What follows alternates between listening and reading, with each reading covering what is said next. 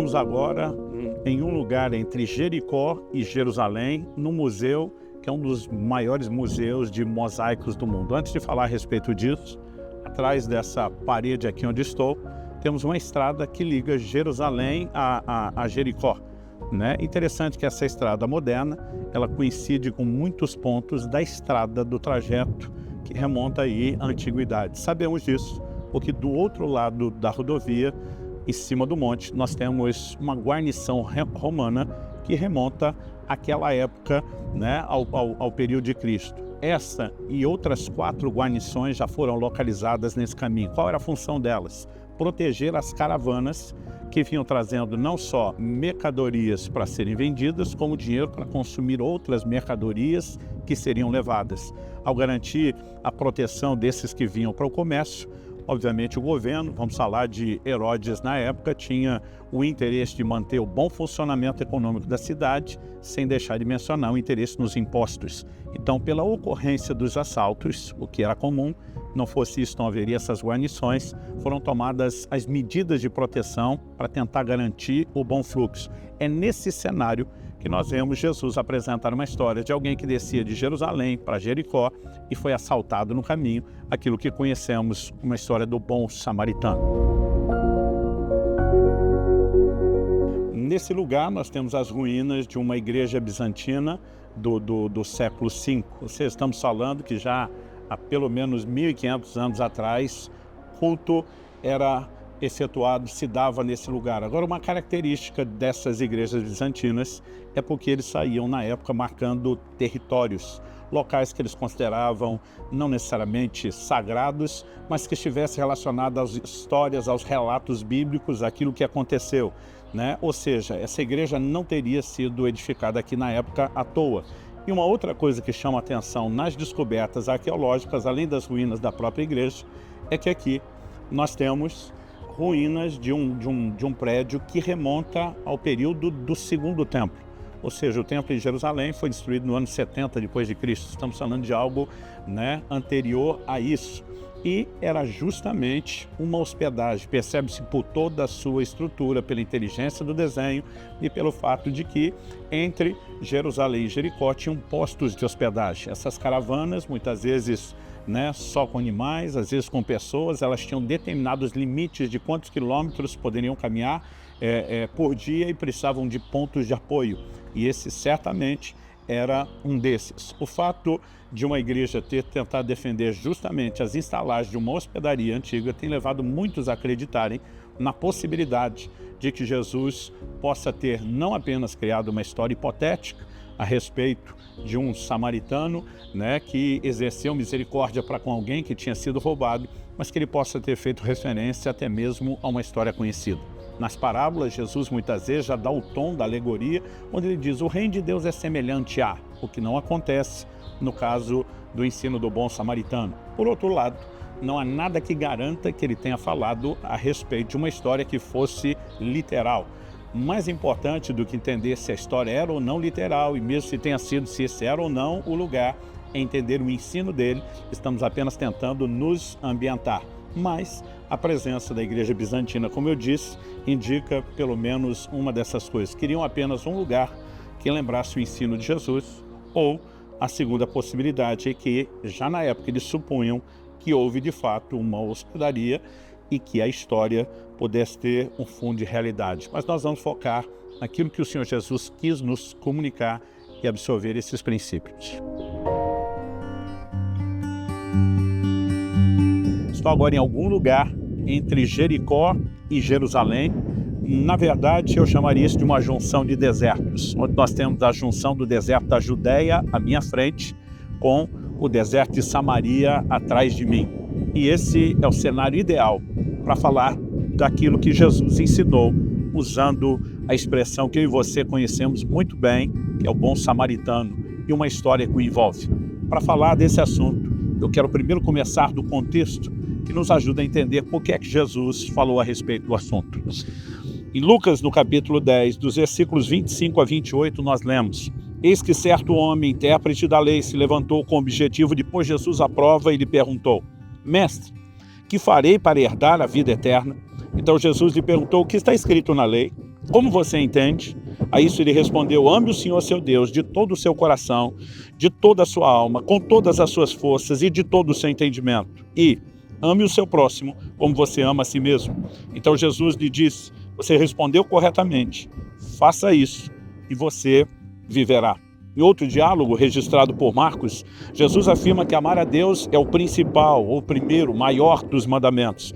E emenda uma fala sobre o segundo mais importante.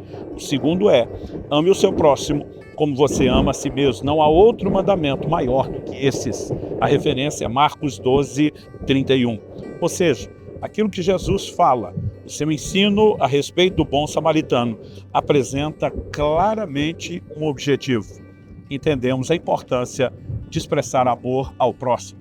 E é a respeito disso que eu quero falar com você. Em primeiro lugar, chamar a atenção para a importância do mandamento. Amar o próximo é mais do que uma ação a ser executada pelos cristãos. É mais do que um código de comportamento ou de etiqueta. Eu e você precisamos entender que, na perspectiva bíblica, é o meio de revelar Deus aos homens. Deus é apresentado nas Escrituras como Deus invisível. Ele diz para Moisés: quando me revelei no monte, eu não apareci com forma alguma. Paulo, escrevendo a Timóteo, chama ele de o Deus invisível. É interessante a gente observar que esse Deus, que não se revelou com formas específicas, o Deus invisível, nos traz uma orientação na sua palavra. Em 1 de João, no capítulo 4, a partir do verso 7, a Bíblia diz: amados, amemo-nos uns aos outros, porque o amor procede de Deus, e todo aquele que ama é nascido de Deus e conhece a Deus. Quem não ama não conhece a Deus, pois Deus é amor. Nisto se manifestou o amor de Deus em nós, em haver Deus enviado seu Filho unigênito ao mundo para vivermos por meio dele. Nisso consiste o amor, não em que nós tenhamos amado a Deus, mas em que ele nos amou e enviou seu Filho como propiciação pelos nossos pecados. Amados, se Deus nos amou de tal maneira, nós também devemos amar uns aos outros. Então João emenda: nunca ninguém viu Deus. Quero remeter à ênfase do Deus invisível. Se amarmos uns aos outros, Deus permanece em nós e o seu amor é em nós aperfeiçoado. Em todo tempo, João está falando a respeito da importância de amar. Jesus já conectou o maior mandamento, amar a Deus, com o segundo, que é amar o próximo. E nós conseguimos entender a definição. Deus é amor. Nós precisamos, de fato, andar em amor. Quem não ama não conhece a Deus. Mas, de repente, no meio da conversa, ele simplesmente diz: nunca ninguém viu a Deus. Qual a argumentação de João ao usar a expressão nunca ninguém viu a Deus? O Deus invisível, que não se revela por meio de formas que o olho humano possa ver. Ele deseja ser visto através da manifestação do seu caráter em nós, da reprodução da sua natureza, que é o amor. E eu e você precisamos entender que a importância do mandamento não diz respeito apenas a um código de comportamento a ser observado baseado no esforço, mas a capacidade de eu e você, cheios da presença de Deus, manifestarmos e revelarmos a sua própria natureza. Em Efésios, no capítulo 5 e no verso 1, a Bíblia diz que nós devemos ser imitadores de Deus como filhos amados. Se você olhar o contexto, perdão, amor, porque eu e você temos a responsabilidade de absorver o que entendemos, o que recebemos de Deus por revelação e expressar e manifestar isso para que a vida de outras pessoas possam ser alcançadas pelo reflexo dessa revelação.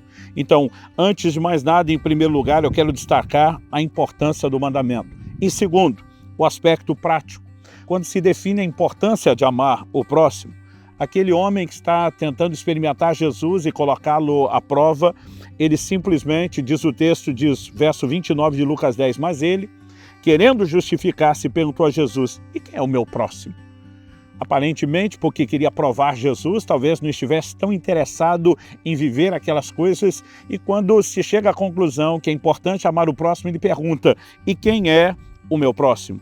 É aí que nós temos a resposta de Jesus, ensinando sobre o bom samaritano. Dos versos 30 a 37, nós lemos: Jesus prosseguiu dizendo: um homem descia de Jerusalém para Jericó e caiu nas mãos de alguns ladrões.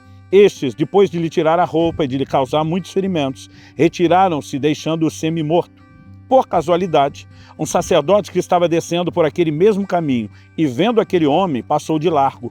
De igual modo, um levita descia por aquele lugar e vendo, passou de largo. Certo samaritano que seguia o seu caminho, passou perto do homem e vendo-o compadeceu-se dele. E aproximando-se, fez curativos nos ferimentos dele, aplicando-lhes óleo e vinho.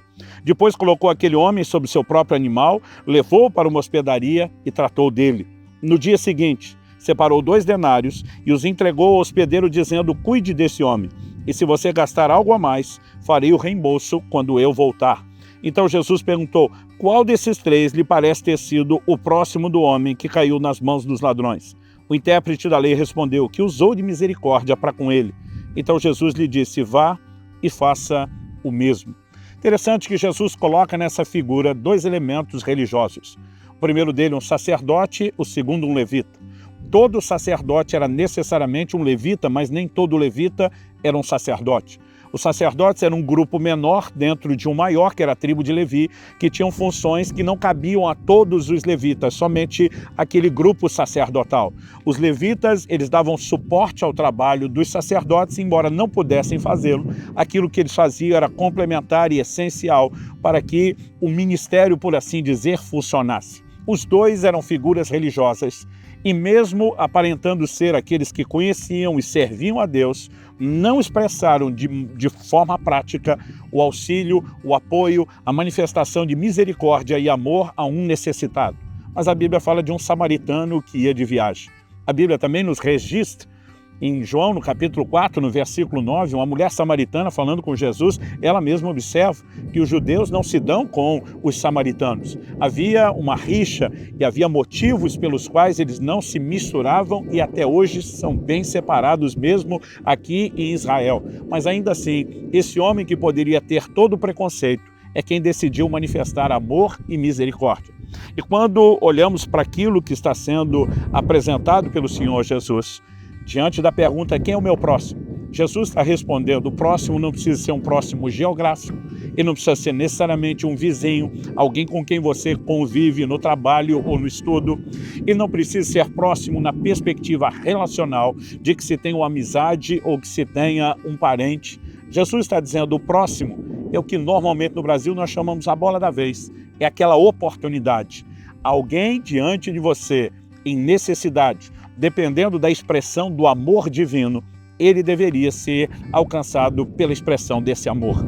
Então, em primeiro lugar, falamos da importância do mandamento, em segundo lugar, do aspecto prático do mandamento, mas em terceiro e último, eu quero questionar o que é que levou à omissão dessas figuras religiosas, seja o sacerdote ou seja o próprio levita. Seria simplesmente uma religião deficiente, preconceito ou algum outro motivo? O fato de Jesus ter mencionado as figuras religiosas mais conhecidas dos seus dias, como o sacerdote e o levita, na minha opinião, é porque era parte de uma linguagem que ele está comunicando para que o ensino fique claro.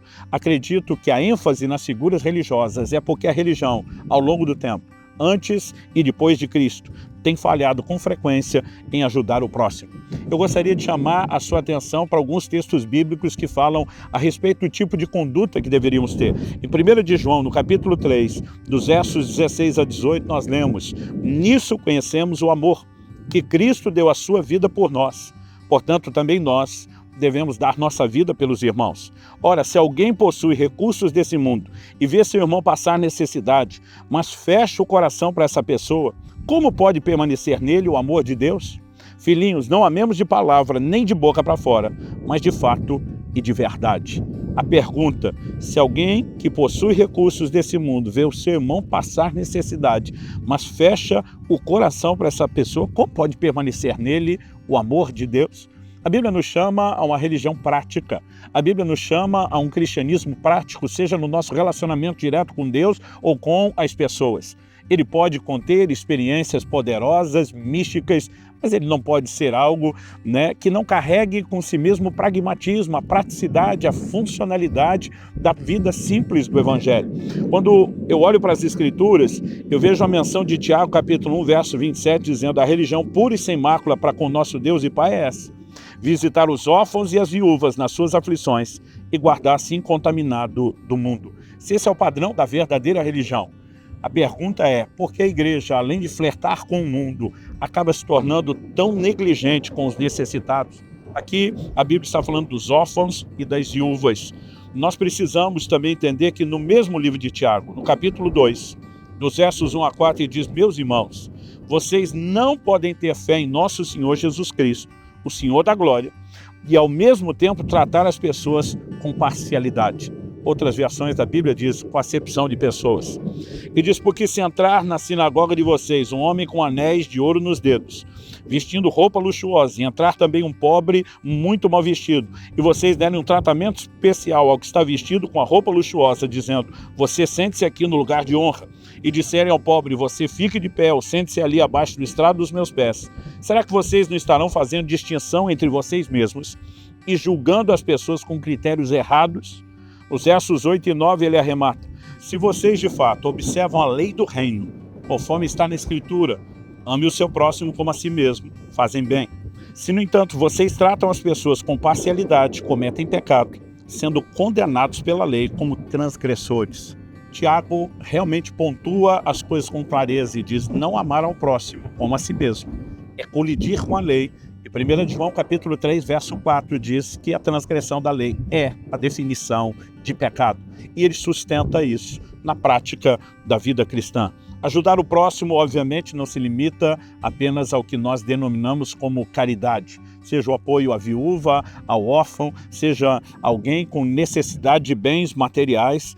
Nós precisamos entender que qualquer tipo de negligência é uma quebra do segundo mandamento. Em Tiago 4,17 ele ainda pontua: portanto, aquele que sabe que deve fazer o bem e não faz, está nisso pecando.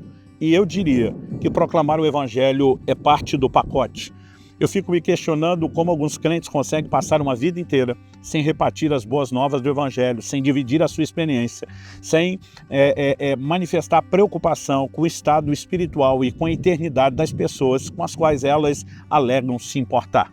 Eu sei que não há como muitas vezes forçar a barra, ser inconveniente, mas muitas vezes, em nome do respeito, nós mascaramos, na verdade, uma grande indiferença. O que tem nos impedido de praticar o segundo mandamento, associado à grande comissão, seria simplesmente essa deficiência religiosa, seria simplesmente preconceito. Eu e você precisamos, de fato, questionar e avaliar. O samaritano é aquele que tinha o motivo para ter o preconceito e foi quem justamente não teve. E muitas vezes as figuras religiosas que não deveriam ter motivo algum parecem ter manifestado indiferença, e isso se torna o reflexo do que muitos de nós temos feito.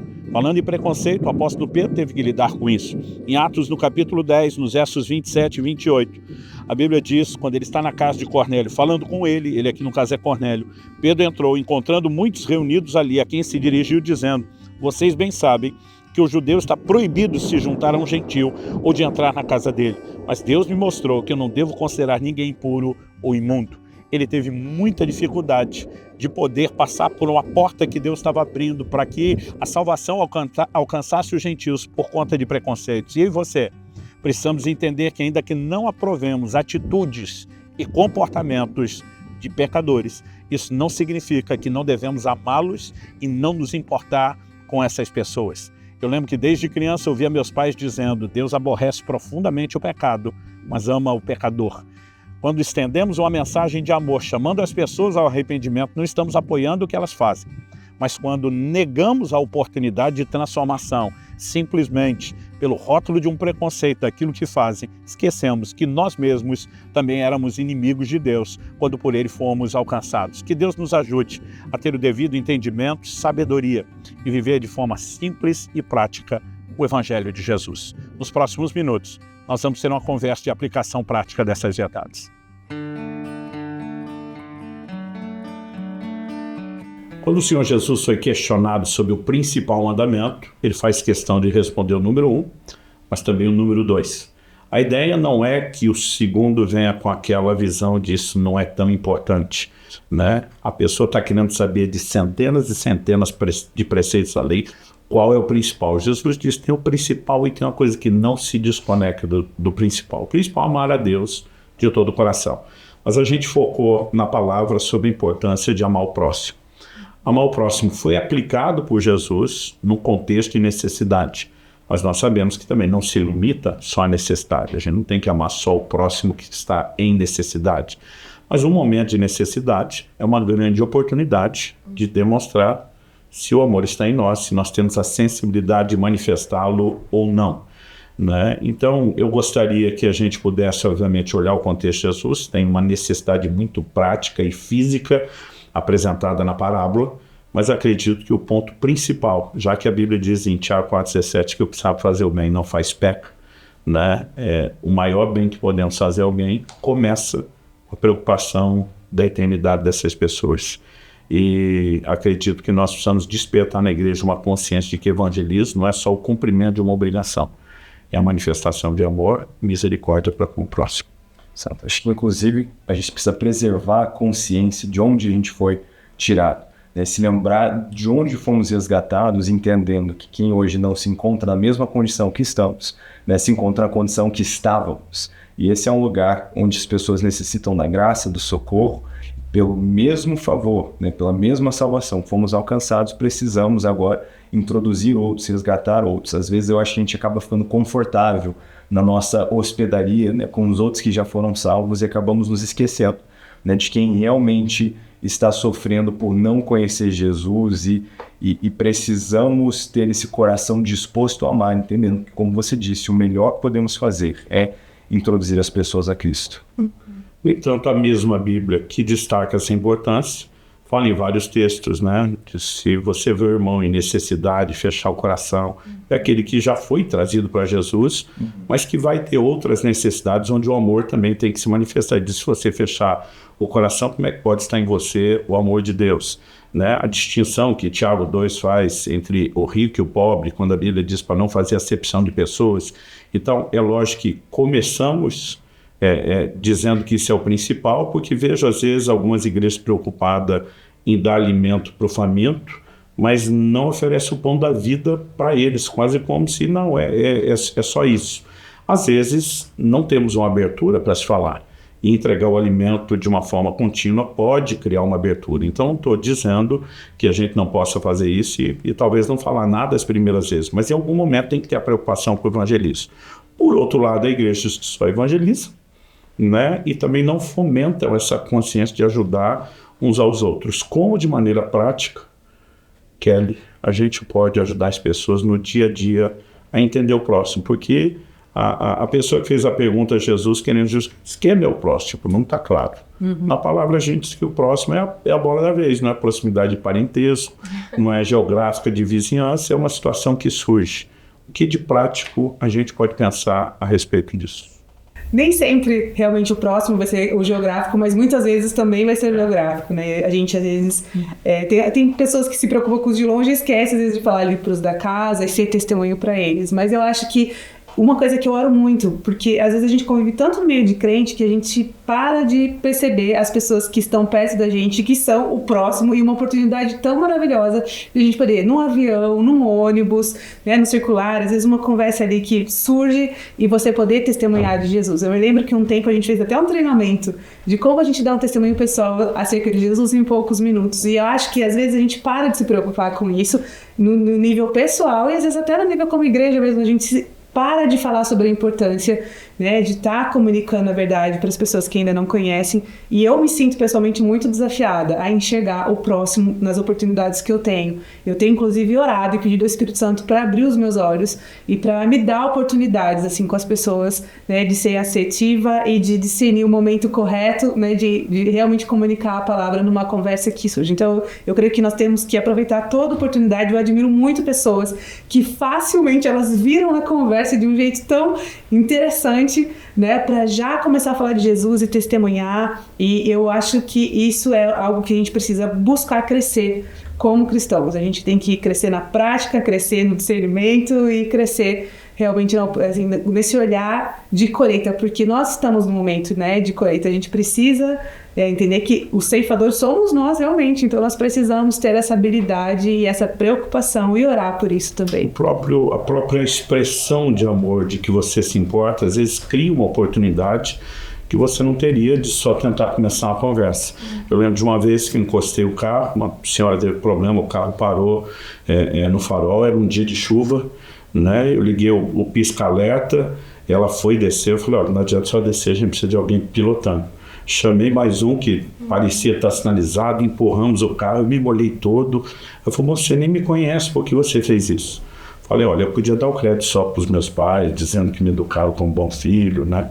Falei, mas na verdade eles eram cristãos e eles me ensinaram desde cedo o comissionamento de Jesus, de que a gente se importe com os outros, de que faça com os outros. Então, naquela hora eu não estava pressionando ela, né, no sentido de, olha, eu fiz isso para te obrigar a aceitar Jesus, mas é uma oportunidade de dar um bom testemunho. E eu lembro assim da expressão do olhar dela, aquela boca meio aberta, de tipo assim, esperava por tudo, menos isso, né? Mas eu acho que o trânsito foi um lugar que eu sempre tive sensibilidade, não sei se porque viajando já tive muita necessidade, comecei a viajar com carros velhos, né? Quebrando, precisando ser socorrido, eu sempre parava para ajudar todo mundo que podia, mas a gente precisa enxergar toda oportunidade como um meio de expressar o amor, ainda que não dê para falar do amor. Se puder fazer os dois, melhor ainda. Eu acho que dentro dessa perspectiva de começar a enxergar os outros, vai estar que quando nós somos pequenos, né, desde bebê, quando nascemos, temos a tendência de ser egoísta, né? O bebê já nasce